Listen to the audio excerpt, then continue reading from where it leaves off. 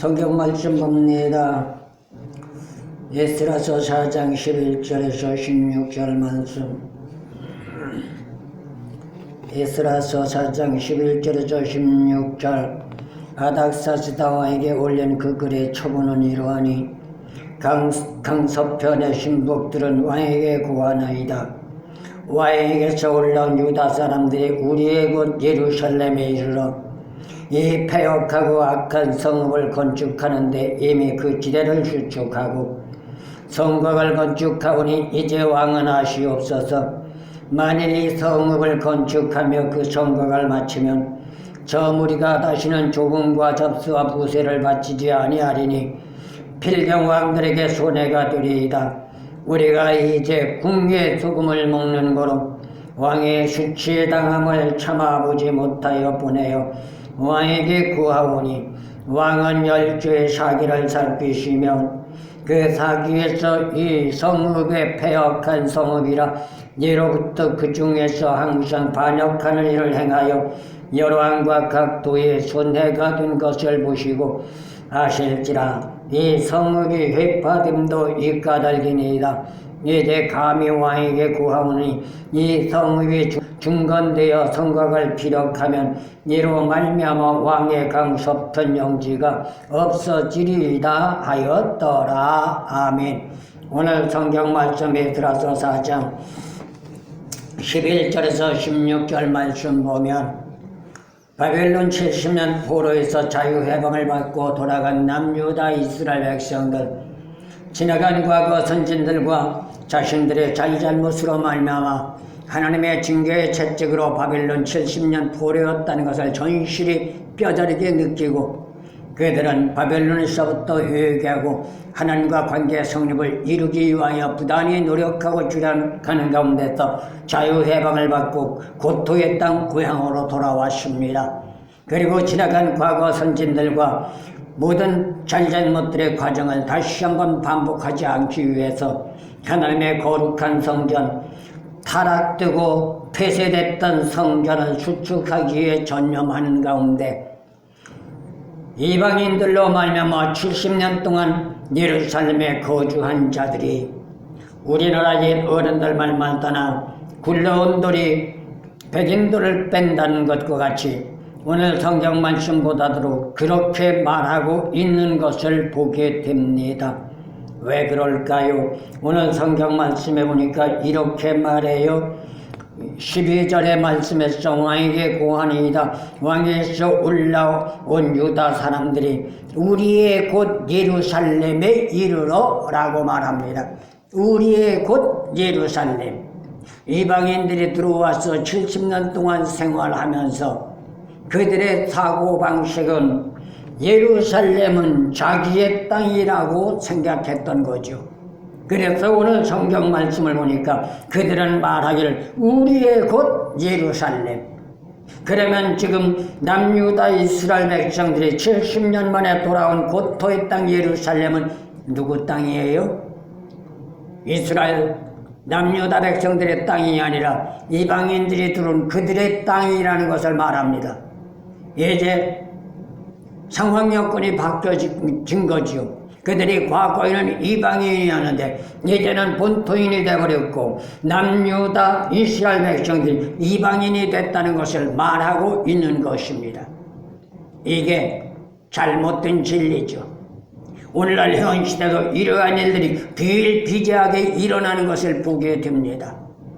우리나라 역사적인 전제 조건을 보더라도 오늘 본문 말씀과 같이 고토의 땅 예루살렘이 남유다 이스라엘 백성들의 고향 땅이고 고토인데도 불구하고 상황과 여건과 조건이 약해지고 힘이 없어지게 되니 결국 밀려나 바벨론 포로 70년 생활을 하고 돌아오니 남의 땅이 되어버린 것처럼 이 나라 민족의 땅도 현실을 볼 때 하나님의 역사 속의 기도로 말미암아 선언의 피로 말미암아 세워진 이 땅이 그러한 과정을 묵살하고 엉뚱한 사고, 엉뚱한 이데올로기를 가지고 자기들이 주인 행세를 하려고 하고 있단 말입니다.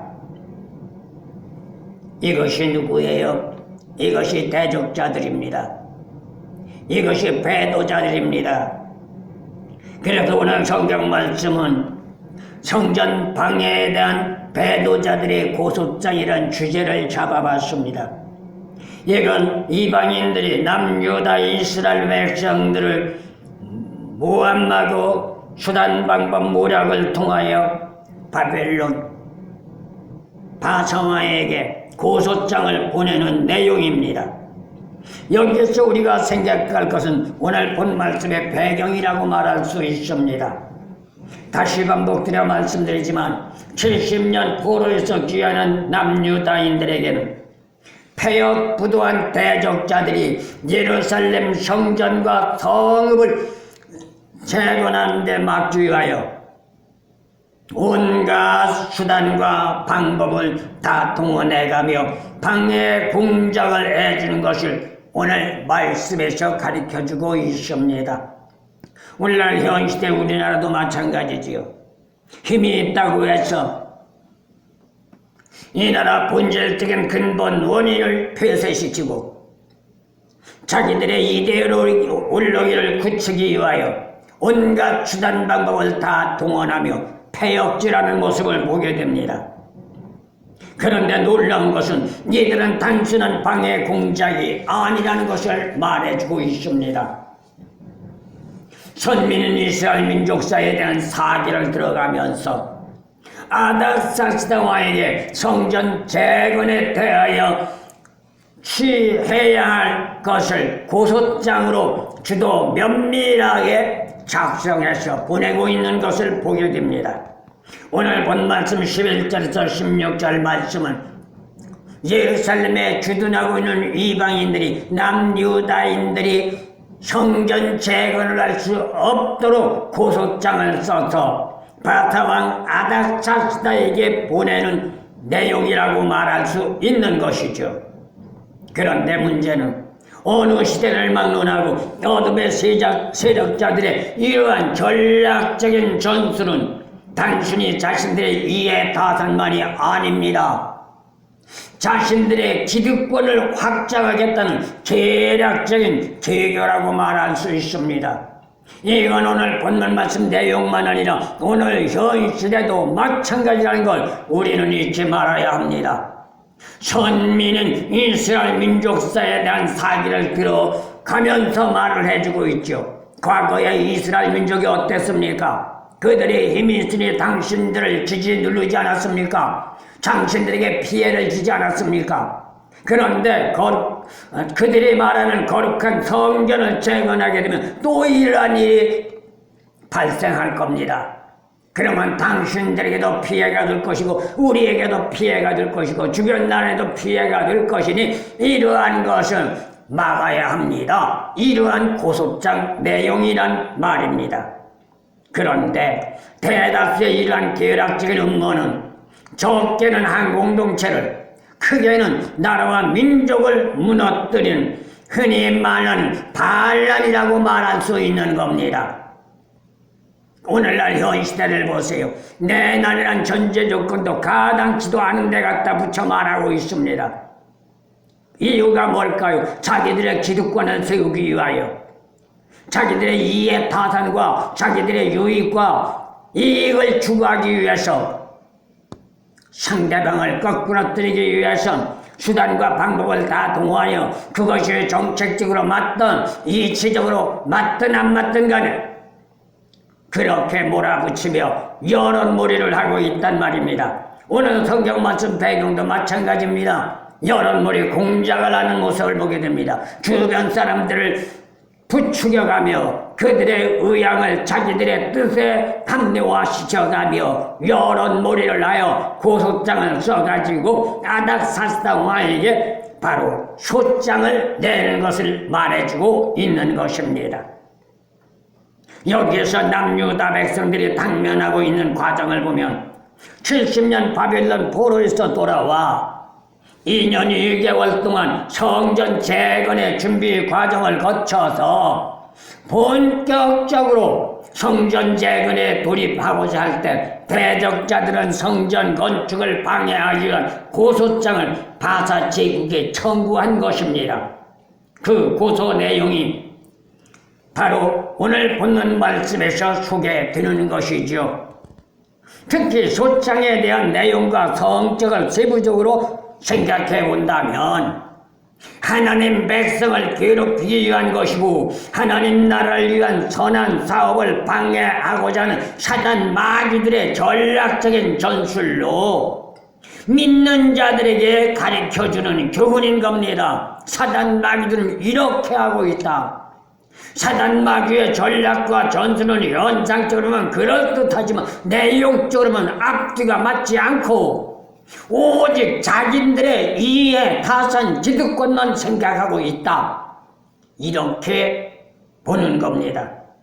이러한 대적자들의 방해 공작에 대해 우리가 오늘 성경 말씀을 살펴본다면 12절과 15절 말씀 볼 때 그들은 어떤 고소장을 썼어요? 힐나는 비방 공세의 고소장을 쓰고 있다는 겁니다. 일명 이러한 것들을 말해서 무엇이라고 말할 수 있느냐? 중상 모략에 대한 프레임을 씌운다고 말할 수 있는 것입니다. 죄악으로 타락한 무리들은 어느 시대를 막론하고 대의를 위한 일을 하는 것이 아니라 썩어 문드러질 육신적인 이해 타산에 매료되어 옳고 그름을 분별하기보다는 눈앞에 펼쳐진 현실은 이해 타산 주판 아래 올라가는 것만 생각하고 있단 말입니다. 그러다 보니 인간 삶의 온전한 죄악성에서 빚어지는 불상사로 생각 자체가 죄악으로 만연한 결과라는 사실이죠. 이러한 사람들은 예수를 믿는다 해서 변화되지 않았습니다. 믿음의 선물을 받지 못했고 구원받지 못했습니다. 왜 그래요? 이들도 지나간 시간에 보면 남유다 이스라엘 백성들이 들어와 성전을 건축하고자 할 때 이들이 다가와서 뭐래요? 우리도 여기에 와서 그지가 하나님을 믿었고 예배를 드렸으니 우리도 같은 부류 아니냐? 그러니 우리도 같이 성전 재건을 건축하는데 동참하게 해달라 라고 했던 것을 보게 됩니다. 그렇다면 무슨 말이에요? 오늘날로 말하면 믿는다고 말하며 교회를 다닌다는 사람들이고 믿는다고 말하며 헌신하고 봉사하고 충성하는 사람들이란 말입니다. 그런데 문제는 뭐예요? 외형적인 신앙이라는 거죠. 궁극적으로 내가 물과 성령으로 거듭나고 사도 바울의 말처럼 옛것을 벗어버리고 새로운 피조물이 되어 사나 죽으나 하나님의 뜻 안에서 오직 예수 그리스도를 위한 삶이 되겠다는 각오와 결단을 가지고 신앙생활하는 것이 아니라 예수를 믿으면 복받는다더라, 예수를 믿고 교회를 다니면 구원받고 천국 간다더라, 막상 구원이 뭔지 천국이 뭔지도 모르면서 남들이 말하니 그런가 보다. 그리고 어차피 믿으니까 한번 천국에 가보자, 믿으니까 교회 다니면서 세상적으로 물질 많이 벌어 축복이나 받아보자, 이렇게 생각하는 겁니다. 이런 이유가 어디에 있어요? 이것은 그들의 잘못이 아니라 목자들의 잘못입니다. 목자들이 잘못 가르쳐준 결과입니다. 믿으면 축복받고 믿으면 구원받고 믿으면 천국 간다, 단순하게 그렇게만 가르쳐줬기 때문에 나도 믿어 라고 자화자찬하면서 복받는다고 말하는 거죠. 그런데 막상 그들이 믿는 신앙의 삶을 살다가 문제가 터져 환난과 역경과 고통이 당만해 와 보세요. 내가 여지껏 이렇게 믿는데 왜 이런 고난이 왔느냐? 예수 믿으면 고난도 없고 예수를 믿으면 병도 낫고 예수를 믿으면 문제도 해결되고 부자도 된다는데 왜 그런 건 안 하고 나에게 이런 고난과 환난이 오는가? 이런 예수 안 믿어. 그리고 팽개쳐버리고 격길로 갑니다. 그냥 조용히 빠져나간 것이 아니라 오늘 본 말씀 예루살렘에 속해 있던 이방인들처럼 온갖 중상 모략을 다하여 하나님을 비방하고 믿는 자들을 넘어뜨리고 거꾸로 때리는데 수단 방법을 가리지 않고 방해 공작하고 있단 말입니다. 이게 사단 마귀의 역사요. 이게 어둠의 권세자들의 계략이요, 전술이라는 것이요.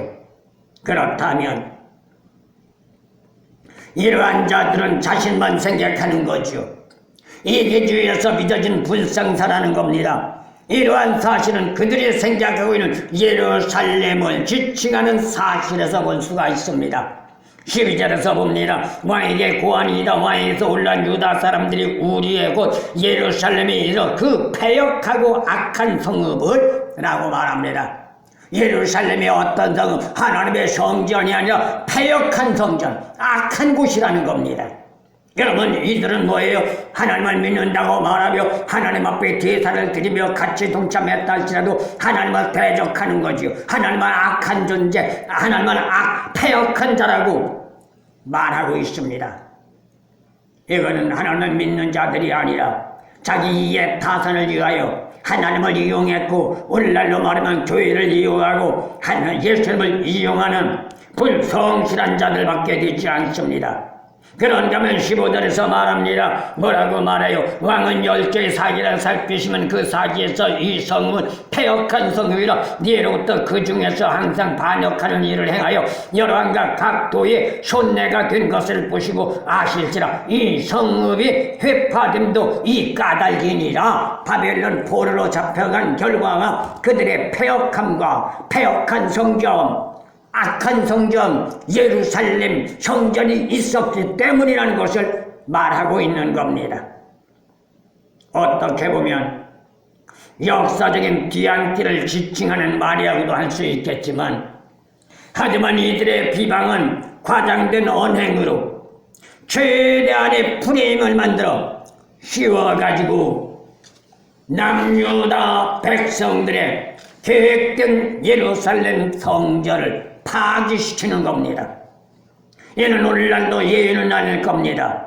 어떻게 본다면 오늘 본 말씀 이들의 생각이 긍정적인 면이 있다고 말할 수도 있겠죠. 그러나 시편 41편 8절 말씀을 볼 때 터가 높고 아름다워 온 세계가 즐거워하는 성읍이었다고 말을 하고 있습니다. 패역한 성이 아니고 악한 성 예루살렘 성전이 아니라는 겁니다. 시편 48편 2절에서 보니까 온 세계가 즐거워하는 성읍 예루살렘 하나님의 성전이었다는 것을 말해주고 있습니다. 그런가 하면 주변 국가에 지대한 영향도 끼쳤던 겁니다.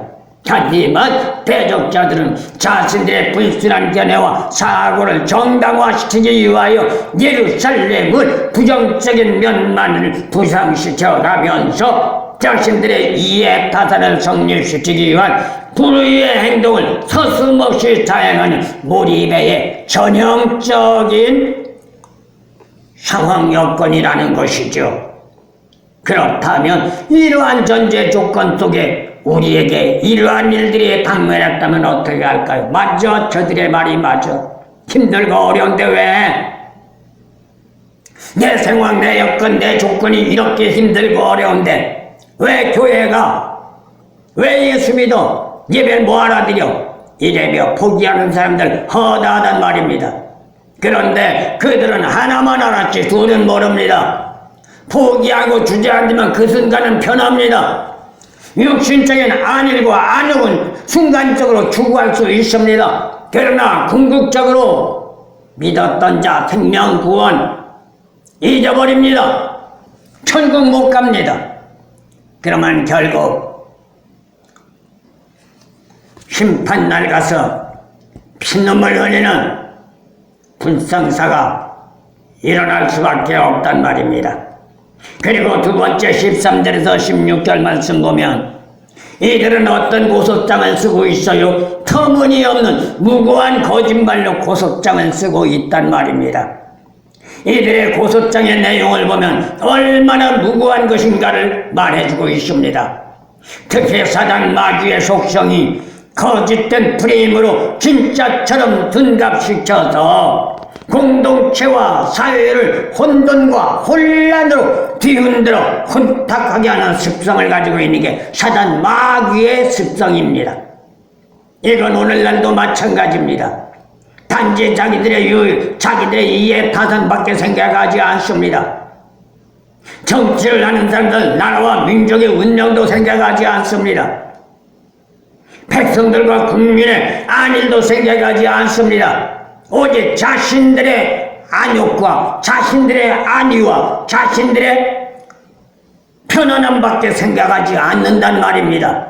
그러니 제가 항상 말씀드린 것처럼 이러한 자들은 오늘 본 말씀 배경이나 현실이나 이들은 인이 아니라 꾼일 수밖에 없습니다. 꾼은 거짓말쟁이들입니다. 꾼은 나를 생각하지 않고 자신만 생각하는 자들입니다. 그 일례로 성전 건축이 완고되면 저 무리가 다시는 조공과 잡수와 부채를 바치지 아니한다. 그러니 바사왕 아닥사스다 왕에게 손해가 되지 않습니까? 세금을 받아야 하는데 세금을 못 받으니 손해가 되지 않습니까? 이렇게 이간질하는 겁니다. 13절에서 말합니다. 그리고 만약에 그렇게 되면 왕의 강섭편 영지가 없어질 것이라고 아닥사스다 왕의 권력에 손해가 된다는 것을 근거 없는 허위의 거짓말로 16절에서 말해주고 있는 것을 보게 됩니다. 여기에서 생각할 것이 있다면 조공이 뭘까요? 전쟁에서 패배한 나라가 승리한 지배국에게 바치는 일정한 세금을 말하는 겁니다. 과거 우리나라 같은 경우 예의가 아닙니다. 이조 당시만 하더라도 지금은 중국 땅이죠. 당나라 명나라에게 조경을 바쳤습니다. 거기는 인군의 나라고 우리나라는 신하의 나라였습니다. 그런데 오늘날 슬기에 빠진 어떤 정치인들은 그러한 것을 선호하고 앉아있단 말입니다. 일본 정치 때도 마찬가지입니다. 그냥 단순하게 인군과 신하의 나라가 아닙니다. 우리나라는 완전히 노예와 같은 처지에 몰락하고 말았던 겁니다. 그것만이 아닙니다.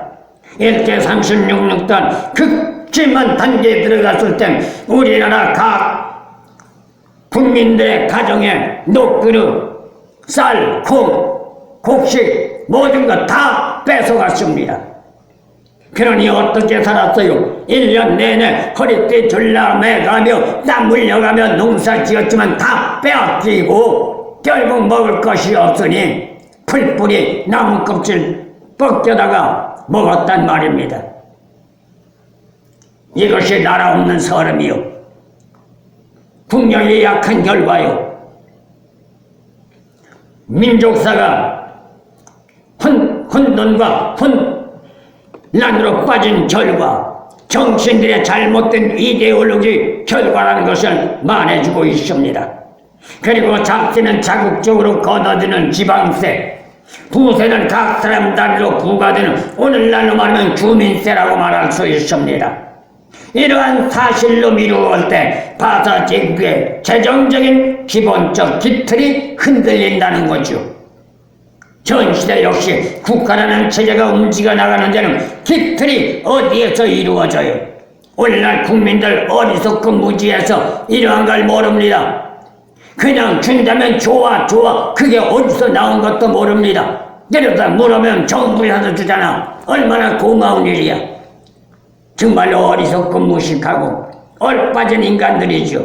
그게 어디에서 나가는지 주차 알지 못하고 자기 주머니에서 빠져나가는 건지 아니면 옆에 사람의 주머니를 뺏어먹는 건지 알지 못한 채 그냥 성경 예레미야서에서 말하는 것처럼 좋아 편안하다 그러다가 마지막 종말이 다가오게 되고, 종말이 다가오면 눈물 뿌려가며 땅을 치며 통곡하고 후회해도 소용이 없단 말입니다.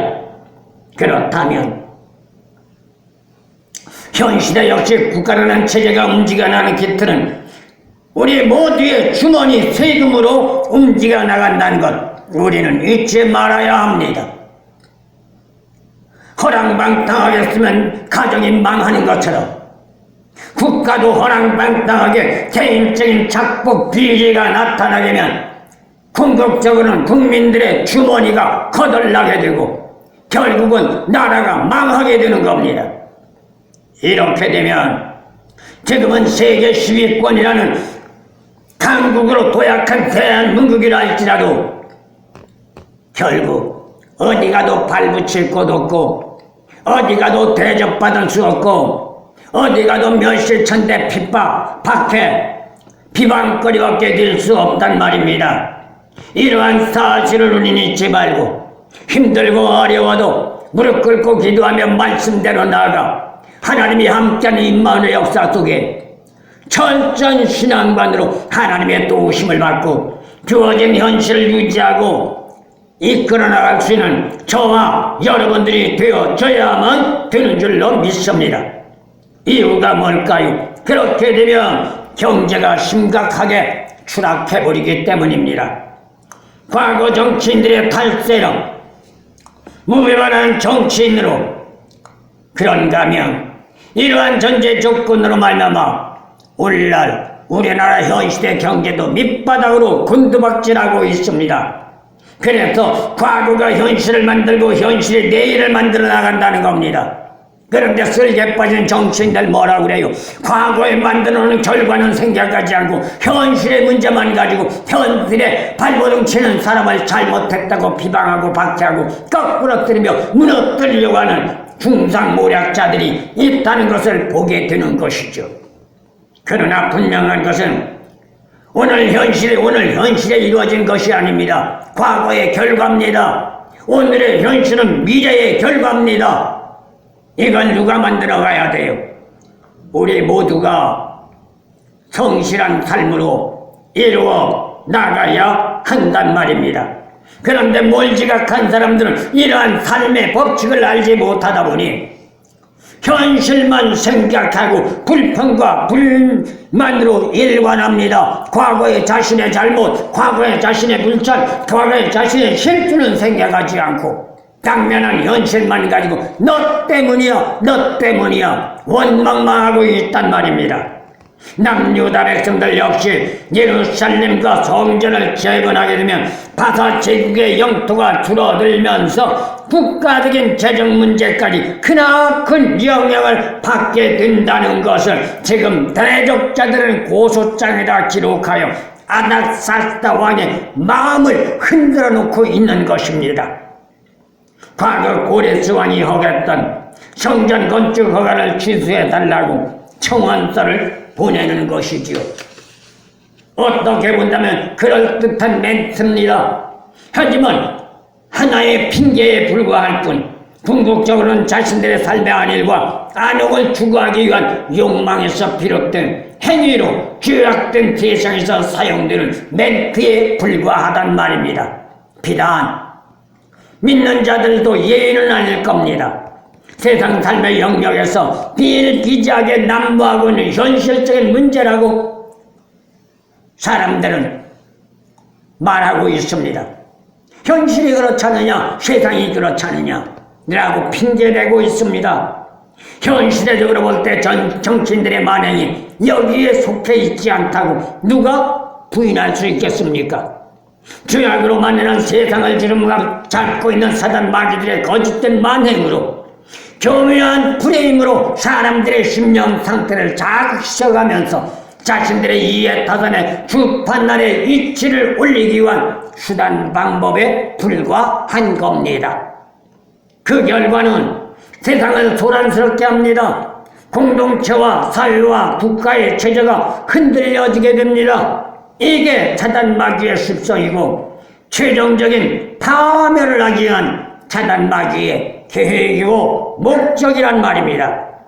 마지막 말씀드립니다. 14절 말씀 볼 때 어떤 문제를 가지고 고소장을 쓰고 있느냐, 말도 안 되는 아첨을 하고 있단 말입니다. 여기에서 대적자들의 목적은 예루살렘과 성전을 회파시키는 게 목적입니다. 특히 다음 시대적인 역사를 생각할 때 예루살렘은 흥망성쇠가 좌우되고 있는 지루라고 할 수 있는데 이러한 대적자들의 만행으로 예루살렘과 성전 재건이 진취함을 보이지 못하고 있었습니다. 이 결과로 말미암아 결국 아닥사스다 왕은 예루살렘 성전 재건을 하지 못하도록 했습니다. 그 결과로 앞으로 나오겠지만 16년 동안 성전 재건을 건축하지 못했습니다. 어떻게 보면 사단 마귀가 이긴 거죠. 승리한 거죠. 오늘날도 마찬가지입니다.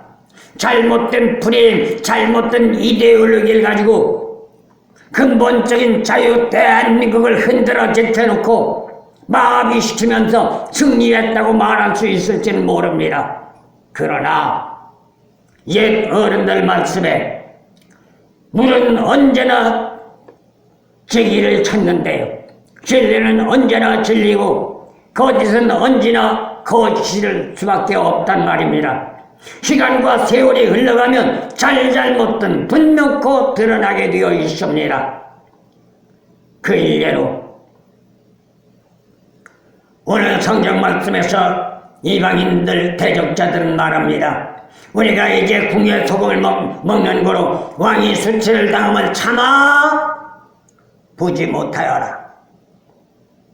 왕이 예루살렘 성전을 건축하는 남유다 백성들을 그대로 놔두면 지금 말한 것처럼 경제적으로 사회적으로 국가적으로 문제가 되니 우리가 그것을 참아 볼 수 없어서 왕을 위하여 이렇게 고소장을 쓴다고 말하는 겁니다.